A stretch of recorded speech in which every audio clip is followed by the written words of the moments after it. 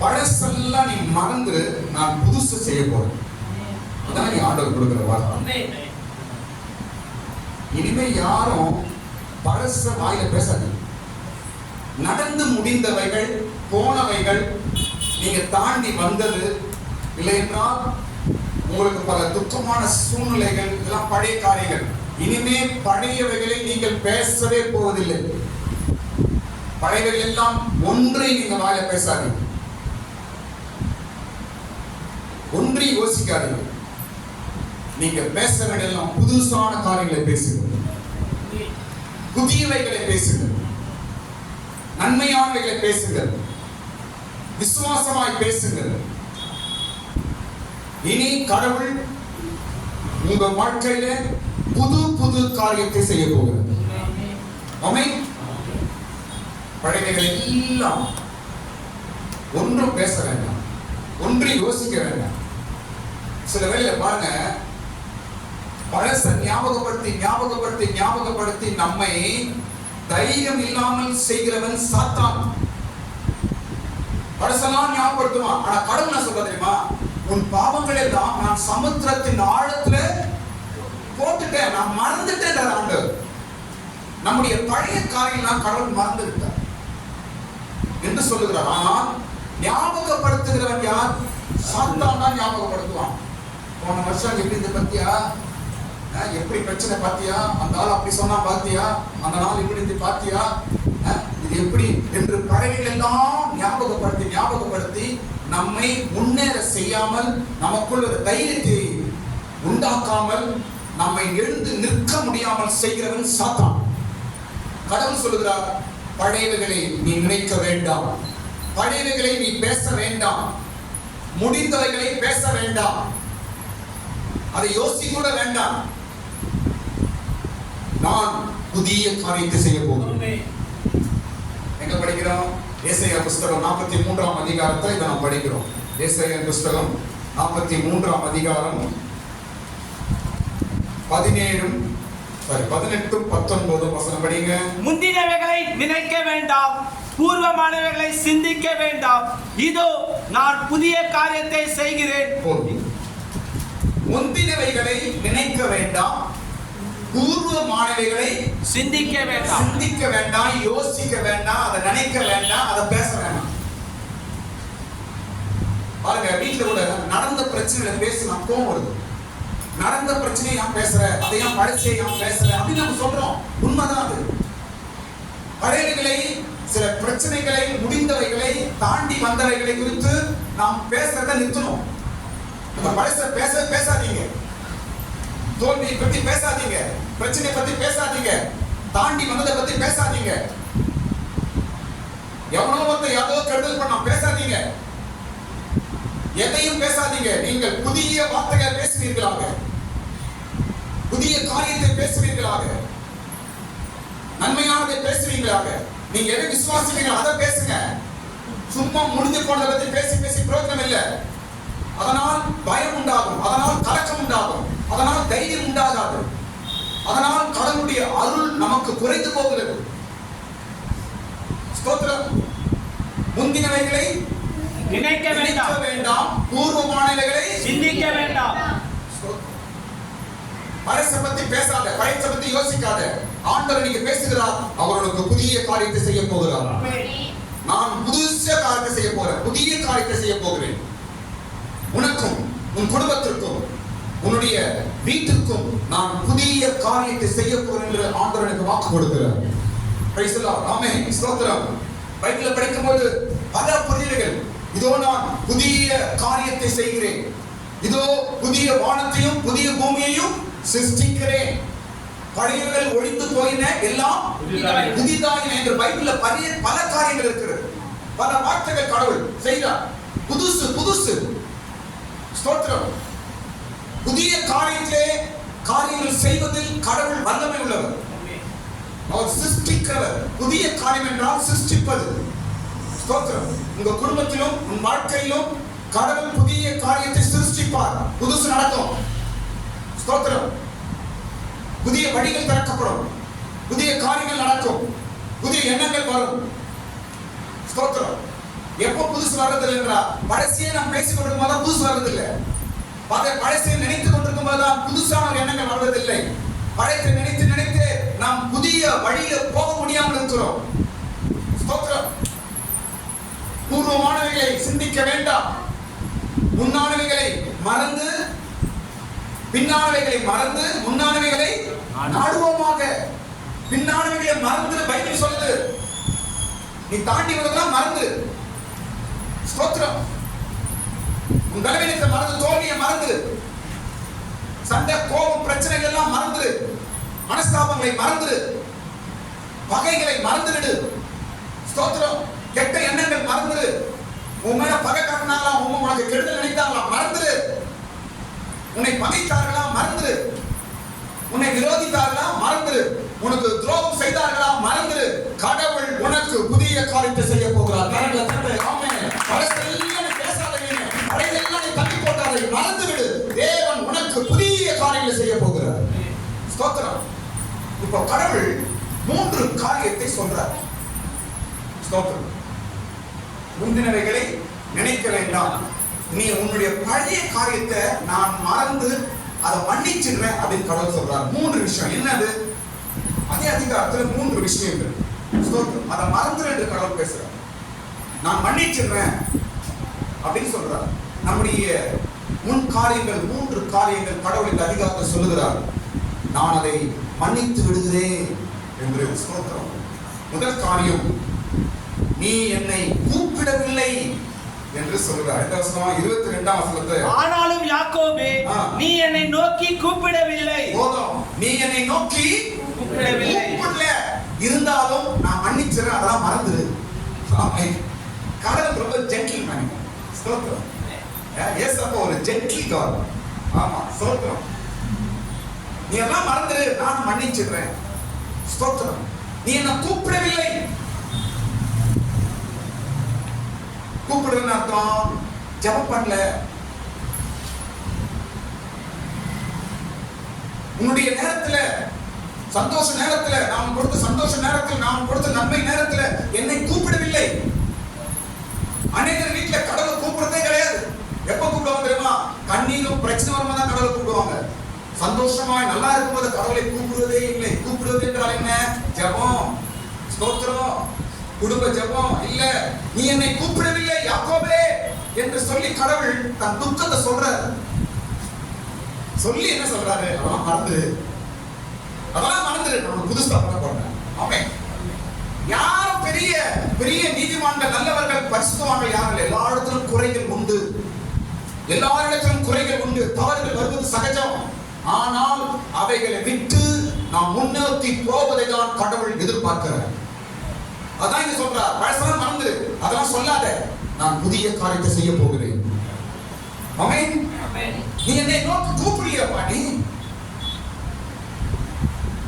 என்னிடத்துல ஜெபம் பண்ணலையே, என்னை கூப்பிடவே இல்லையே, உன் வீட்டுல என்ன கூப்பிடுற சத்தமே கேட்கலையே என்று கடவுள் துக்கப்படுறார். இரண்டாவது காரியம் பாருங்க. இன்னொரு விஷயம் சொல்றாரு. இரண்டாவது விஷயம் என்னன்னா, என்னை குறித்து மனம் சலித்து போனாய் அப்படின்னு சொல்றாரு. எந்த வசனம் அது? இஸ்ரவேலே, அதே வசனத்தில் தான். நீ என்னை குறித்து மன சஞ்சலித்து போனாய். மனம் சலித்து போனாய். என்னை குறித்து என்ன? இங்க நீ மன சலித்து போனாய். சலித்து போன. ஆமா, போ, சலிச்சு போச்சு அப்படின்ற அந்த வார்த்தை தான். யாரை குறித்து சலிச்சு போச்சா? தேவனை குறித்து. கடவுளை குறித்து நிறைய விஷயம் சலித்து போயிட்டோம். அது ஆண்டவர் துக்கமா பேசுறாரு. இதெல்லாம் பழசு, உன் வாழ்க்கையில் நடந்தது. ஆனாலும் நான் அதை மன்னிக்கிறேன், அதெல்லாம் நீ மறந்து விட்டு, அதெல்லாம் போனது போட்டோம், நான் உனக்கு புதுசா செய்ய போறேன். ஒரு நல்ல கடவுள் இல்லை. நம்மளா இருந்தா பழச மனசை வச்சுக்கோம். அப்படியே யாராவது சொன்னா அதே மனசை வச்சுக்கிறது விடுறதே கிடையாது. கடவுள் பாருங்க எவ்வளவு அழகா, அதெல்லாம் மனம் விட்டு நான் உனக்கு புதுசு பண்றேன் அப்படின்றார். என்னை குறித்து மனம் சலித்து போனாய். ஆமா, என்ன ஜெபம் பண்றது, ஆமா என்ன சர்ச்சுக்கு போறது, ஆமா என்ன பைபிள் படிச்சு என்ன ஆகுது என்று எத்தனை முறை நீ சொன்னாய். இது கடவுளுக்கு துக்கமான காரியமா சொல்றாரு. என்னை குறித்து ரொம்ப சலிச்சு போயிட்டியே நீ. நான் எவ்வளவு நன்மைகள் செய்தேன், ஆனா என்னை குறித்து ரொம்ப சலிச்சு போயிட்டியே. ஜெபம் பண்றது சலிச்சு போயிட்டு, சர்ச்சுக்கு வர்றது சலிச்சு போயிட்டு, பைபிள் படிச்சு சலிச்சுட்டு போயிட்டு, ஆனா ஊருக்கு அதை பேச மாட்டோம், மணிகளா வந்து பேசுவோம். அப்ப சலிப்பே வராது. என்னை குறித்து நீ மிகவும் சலித்து போய்விட்டாய். ஸ்தோத்திரம். இதெல்லாம் ஆண்டவரை துக்கப்படுத்தும் காரியம். இதெல்லாம் போட்டோம் அப்படின்னு கடவுள் சொல்றார். இதெல்லாம் பழசு, இதெல்லாம் போட்டோம். உன் மேல எனக்கு குறை இருக்கிறது, ஆனாலும் போட்டோம், ஆனாலும் மன்னிக்கிறேன். எத்தனை பேர் நம்ம சலிச்சிட்டோம்? நான் ஏறி ஜாம் பண்ண சலிச்சு போயிடுறோம், பயன்படுத்தி சலிச்சு போயிடுறோம். சலிப்பு வேற எந்த காரணத்துக்கு சலிப்பு வராது. ஆனா கடவுளுடைய விஷயத்துக்கு நம்ம சலிப்பு வருகிறது. போர் அடிச்சிருக்கு, போதும் போ, ரொம்ப சலிச்சு போயிடுச்சு. ஸ்தோத்திரம். கடவுள் அவை எல்லாம் உண்மானவைகள் எல்லாம் போட்டோம் அப்படின்னு சொல்றார். ஸ்தோத்திரம். மூன்றாவது காரியம் பாருங்க. மூன்றாவது காரியம், என் பலியை நீ என்னுடைய பலியை நீ கனப்படுத்தவில்லை என்று 23ஆம் வசனம் சொல்றார் பாருங்க. உன் பலிகளினாலே நீ என்னை கனம் பண்ணவும் இல்லை. கனம் பண்ணவில்லை. உன் பலியினாலே என்னை நீ கனம் பண்ணவில்லை. பலி என்றால் இது ஜெபம் தான், ஆண்டவரை ஆராதிக்கிறது. அதனால நீ என்னை கனம் பண்ணல. ஸ்தோத்திரம். பல குறைகள் அங்க சொல்றாருங்க. சொல்லிட்டு தான் இதெல்லாம் பேசுறாருங்க. போனதெல்லாம் போட்டோம், உன்னானவைகளை நினைக்காத, பேசாத, எல்லாம் புதுசா பண்ணலாம். ஸ்தோத்திரம். அப்புறம் அருமையா பேசுறாரு. ஆமென். சலிச்சு போயிட்டோம், கடவுளை கூப்பிடுறது இல்ல, பலி செலுத்தவில்லை, எல்லாத்திலும் குறை இருக்குது நம்ம கிட்ட.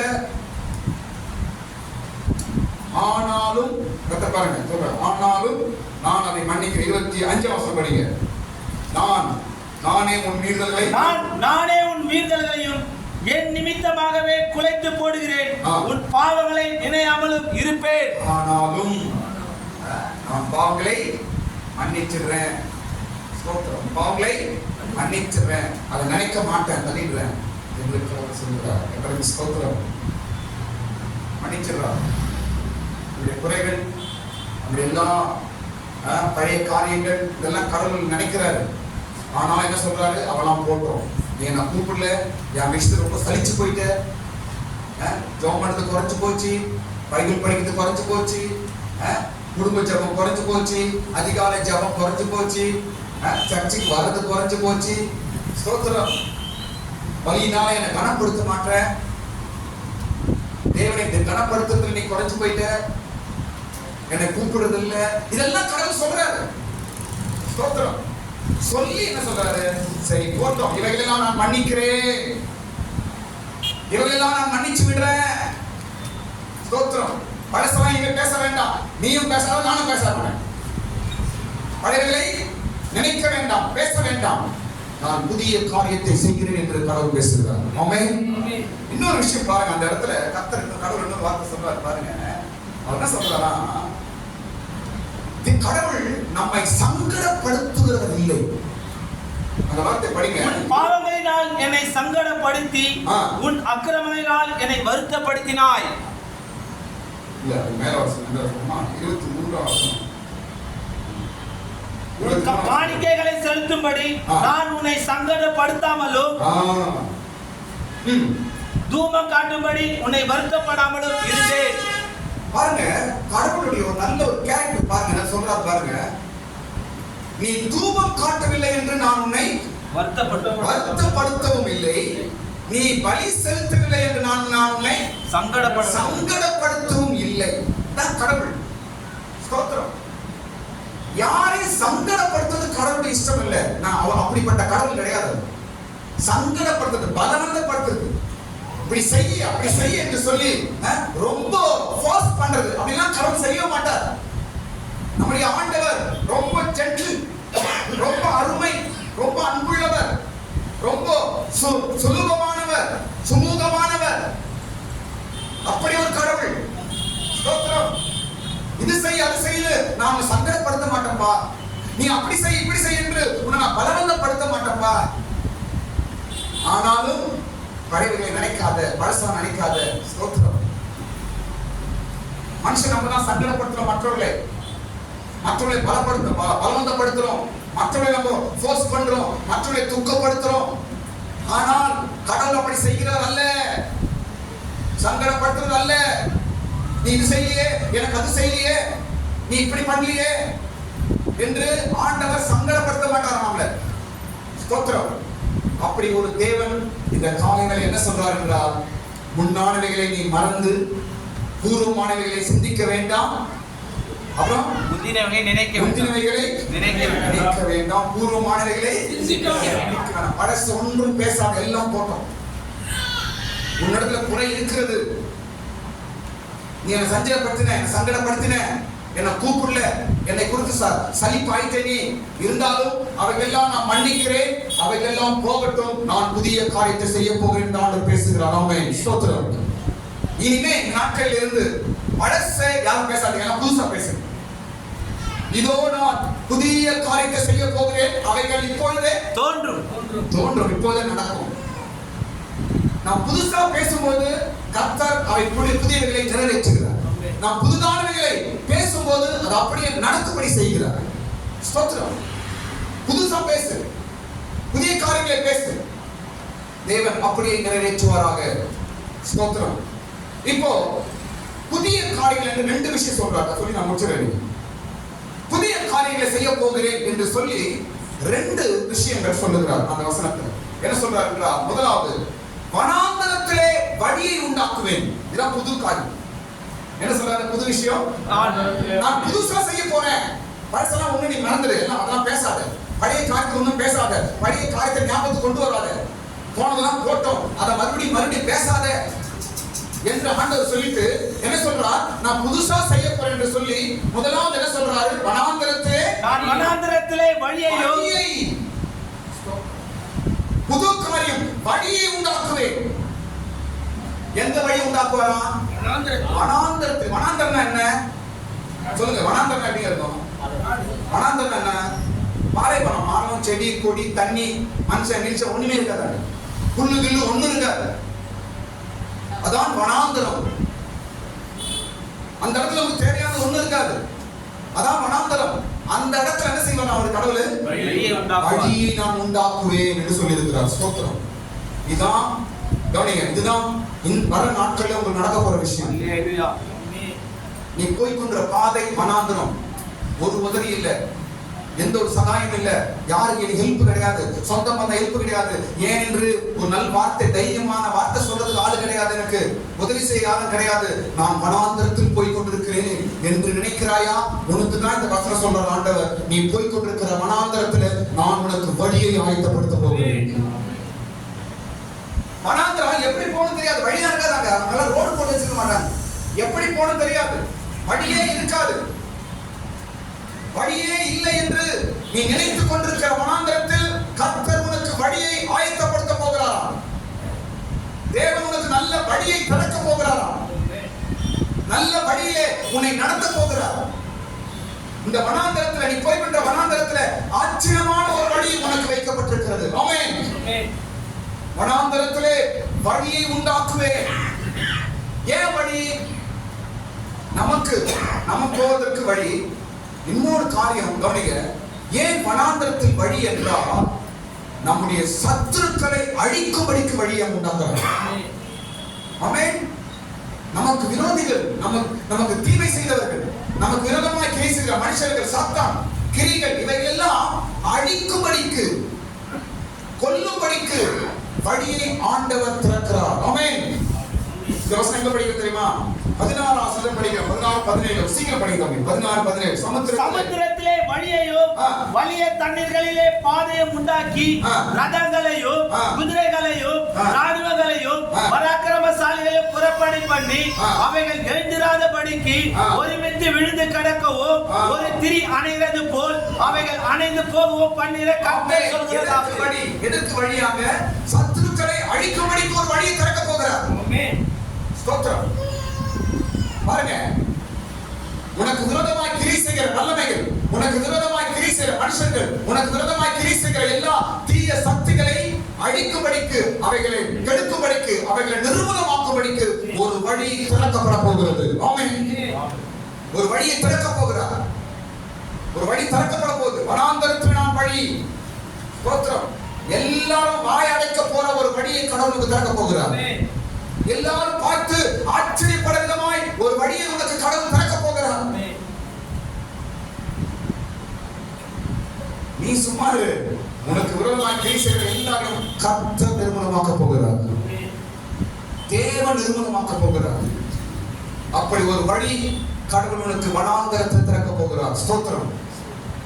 படைகளை நினைக்க வேண்டாம், நான் புதிய காரியத்தை செய்கிறேன். அந்த காரியம் என்னவென்றால் வனாந்தரத்தின் வழியை ஆயத்தப்படுத்துவது. கடவுளுக்கு பல வழிகள் உண்டுங்க. அவர் இடத்துல வழிகள் பல வழிகள் உண்டு. ஒரு ஒரு ஒரு வார்த்தை இருக்குது. ஒரு என்ன சொல்றாரு, ஒரு பழமொழின்னு சொல்றதா ஒரு இதுன்னு சொல்றாரு. என்ன சொல்றாங்கன்னா, வழியே இல்லை என்பதில்லை இறைவன் ஆட்சி. வழியே இல்லை என்பதில்லை இறைவன் ஆட்சி. உன் வாழ்க்கையில உன் குடும்பத்துல இறைவன் ஆட்சி செய்வான் என்றால் வழி இல்லை என்பதை கிடையாது. ஸ்தோத்திரம். வனாந்தரத்தில் வழி திறக்கிறார் அவர்.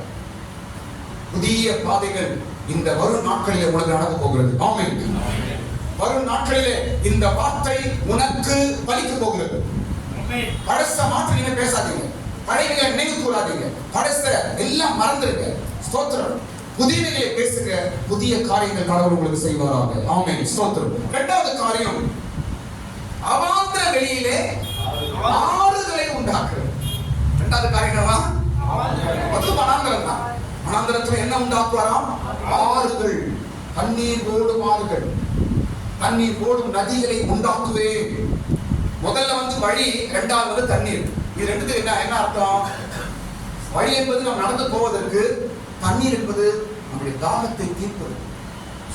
ரெண்டு வழிகள் ஆண்டு திறக்க போறார் உங்களுக்கு. ஸ்தோத்திரம். ஒன்று, நீ கடந்து போகும்படிக்கு ஒரு வழி. இரண்டாவது, உன்னை திருப்தி ஆக்க போகிற ஒரு வழி. ரெண்டு வழியை கடந்து திறக்க போகிறார். ஆமென். ஸ்தோத்திரம். அவாந்தர வெளியிலே ஆறுகளை நான் உண்டாக்குவேன். இது என்ன? நம்மை திருப்தியாக்குவதற்கு. 20ஆம் வசனம் படிக்கலாம். 20ஆம் வசனத்தில் என்ன சொல்றது? நான் தெரிந்து கொண்ட என் ஜனத்தின் தாகத்துக்கு வனாந்தரத்திலே தண்ணீர்களையும் அவாந்தர வெளியிலே ஆறுகளையும் உண்டாக்குவது. நான் தெரிந்து கொண்ட என் ஜனங்களினுடைய தாகத்தை தீர்க்கும்படிக்கு நான் என்ன செய்ய போறேன்? நான் அவாந்தர வெளியிலே ஆறுகளை உண்டாக்க போகிறேன். ஸ்தோத்திரம். உங்களுடைய தேவைகள் சந்திக்கும்படிக்கு ஒரு வழி திறக்கப்பட போகிறது. உன் தாகம் தீரும்படிக்கு ஒரு வழி திறக்கப்படுறாங்க. ஸ்தோத்திரம். முதல் வழி நடப்பதற்கு, இரண்டாவது உன் தாகத்தை தீர்ப்பதற்காக. ஸ்தோத்திரம். தேவைகள் சந்திக்கப்படுவதற்காக ஒரு நதி, ஒரு ஆறை ஆண்டவர் உண்டாக்க போகிறார். இதுவரைக்கும் பிரச்சனைகள், தேவைகள் சந்திக்கப்படல. தேவைகளுக்காக ஜெபம் பண்ணி கொண்டிருக்கிறீர்களா? வீட்டின் தேவை, குடும்பத்தின் தேவைகள், இதற்காக ஜெபித்துக் கொண்டிருக்கிறீர்களா? இன்றைக்கு ஆண்டவர் பேசுகிறார், அவாந்தர வெளியிலே நான் ஆறுகளை ஓட செய்ய போகிறேன். அவைகள் உன் தாகத்தை தீர்க்கும், அவைகள் உன் தேவைகளை சந்திக்கும், அவைகள் உன்னை திருப்தியாக்கும். ஸ்தோத்திரம். விதமாய் ஆண்டவர் ஒரு புதிய காரியத்தை செய்ய போகிறேன் என்று இந்த காலையில் ஒரு வாக்கு கொடுக்கிறார். முன்னானவைகளை, பூர்வமானவைகளை சிந்திக்க வேண்டாம், முன்னானவைகளை சிந்திக்க யோசிக்க வேண்டாம். இதோ நான் புதிய காரியத்தை செய்ய போகிறேன் என்று ஆண்டவர் எனக்கு நல்ல ஒரு வார்த்தையை கொடுக்கிறார். ஸ்தோத்திரம். எல்லா பழைய விதைகளை மறந்து நாம் புதிய வார்த்தைகளை பேசுவோம், புதிய காரியங்களை நாம் சிந்திப்போம், புதிய காரியங்களை மற்றவர்களுக்கு சொல்லுவோம், புதிய வார்த்தைகளை பேசுவோம், புதிய எண்ணங்களை பேசுவோம். அதைதான் ஆண்டவர் வரப்போற நாட்களை செய்ய போகிறார். நீங்க பேசுங்க, வழியை தேவன் திறப்பார். நீங்க வாயில பேசுங்க, ஆண்டவர் ஆறுகளை உண்டாக்குவார். நீங்க தைரியமாய் வார்த்தைகளை சொல்லுங்க, கடவுள் அதை நடக்க செய்வார். ஸ்தோத்திரம். இப்பொழுதே நிறைவேறும், இப்பொழுதே நடக்கும். இந்த கர்த்தர் இந்த காலை வேளையில பேசின எல்லா வார்த்தைகளுக்காக நாம ஸ்தோத்திரம் பண்ணுவோம். ஹல்லேலூயா. ஸ்தோத்திரம் ஆண்டவரே. துதிக்கிறோம். ஹல்லேலூயா. ஸ்தோத்திரம். உமக்கு நன்றி ஆண்டவரே. நீ பேசின எல்லா வார்த்தைகளுக்கு நன்றி. நீ பேசின வார்த்தைகளுக்கு நன்றி அப்பா. ஸ்தோத்திரம் ஆண்டவரே. உன்னானவைகளை சிந்திக்க வேண்டாம், பூர்வமானவைகளை சரி யோசிக்க வேண்டாம் என்று பேசினேன் ஆண்டவரே. இதோ நான் புதிய காரியத்தை செய்ய போகிறேன் என்று நீ கொடுத்த நல்ல அந்த வார்த்தைக்காக, வாக்குத்தத்தத்துக்காக உம்மை நாங்கள் துதிக்கிறோம் ஆண்டவரே. ஸ்தோத்திரம். இந்த வசனங்களுக்காக பிள்ளைகளை ஆசீர்வதிங்கப்பா. உம்முடைய வார்த்தை கொண்டு பிள்ளைகளை ஆசீர்வதிங்கப்பா.